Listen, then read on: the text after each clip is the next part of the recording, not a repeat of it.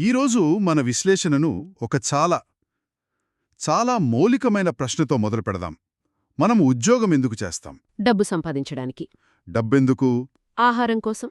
కానీ అసలు మనకు ఆహారం ఎందుకు అవసరం? శక్తి కోసం. సరిగ్గా అదే. అంతిమంగా ఇవన్నీ శక్తి కోసం.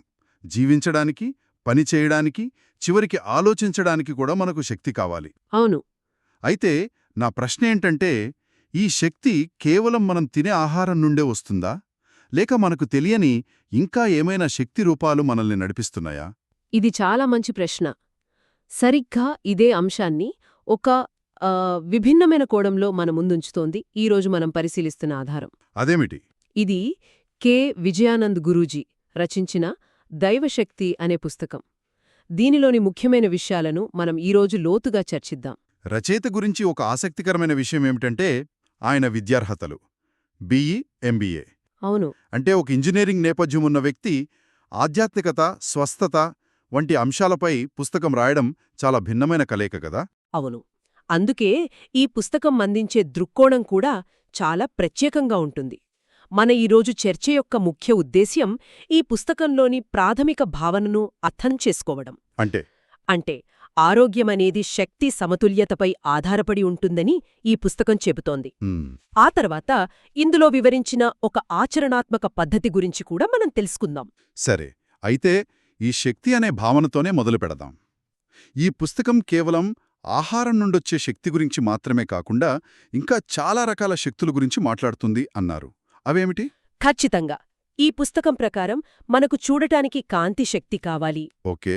వినడానికి శబ్దశక్తి, వాసన చూడటానికి ఒక రకమైన శక్తి, రుచికి మరొకటి, స్పర్శకు ఇంకొకటి. అంటే మన పంచేంద్రియాలకు వేరువేరు శక్తులు అవసరమన్నమాట. ఇంకా ఏమైనా ఉన్నాయా?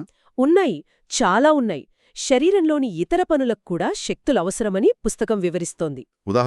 ఉదాహరణకు కండరాల పనికి కండశక్తి, జీర్ణక్రియకు రసాయన శక్తి అంటే కెమికల్ ఎనర్జీ. అవును. శ్వాసకు గాలి శక్తి, రక్త ప్రసరణకు జలశక్తి, శరీర ఉష్ణోగ్రతను నిలబెట్టడానికి ఉష్ణశక్తి. ఇలా చాలా ఉన్నాయి. ఇంతకీ వీటన్నిటికీ మన ఆరోగ్యానికి సంబంధం ఏమిటి? అదే అసలు విషయం. ఇక్కడే ఈ సిద్ధాంతం యొక్క మూలముంది. ఈ శక్తులన్నీ సరైన నిష్పత్తిలో ఉన్నప్పుడు దాన్ని సమతుల్యత అంటే ఈక్విలిబ్రియం అంటారు. అప్పుడే మనం ఆరోగ్యంగా ఉంటామని పుస్తకం చెబుతోంది.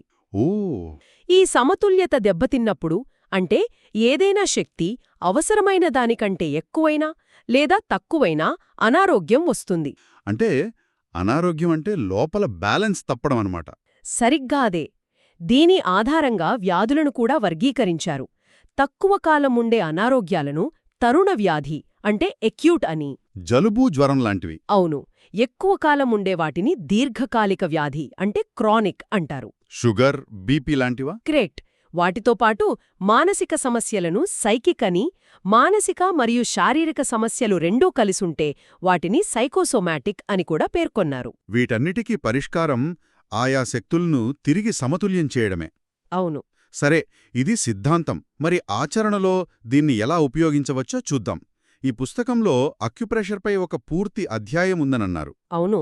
అది 2 చాలా బలమైన ఉదాహరణలతో మొదలవుతుంది. మనందరికీ తెలిసినవే. అవేంటి?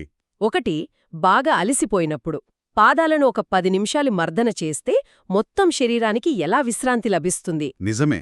పాదాలకు మాత్రమే కాదు, మొత్తం బాడీ రిలాక్స్ అవుతుంది. ఇక రెండవది, ఎవరైనా స్పృహ తప్పి పడిపోయినప్పుడు వారి అరచేతులను, అరికాళ్లను ఎందుకు గట్టిగా రుద్దుతారు? అవును, చాలా సినిమాల్లో చూశాం, నిజ జీవితంలో కూడా చూస్తుంటాం. ఈ రెండింటికీ సమాధానం ఒకే ప్రాథమిక సూత్రంలో ఉందని పుస్తకం చెబుతోంది. అదేమిటి? మీ అరచెయ్యే మీ శరీరము. మీ అరచెయ్యే మీ శరీరమా? అవును. దీని ప్రకారం శరీరంలోని ప్రతి అవయవం నుండి ఒక నరం మన అరచేతిలోని లేదా అరికాళ్లలోనే ఒక నిర్దిష్ట బిందువు వద్ద ముగుస్తుంది. ఓహో. ఉదాహరణకు, కుడి కన్ను నుండి వచ్చే నరం అరచేతిలోని బ్రొటనవేలి పైభాగంలో ఒకచోట ముగుస్తుందట.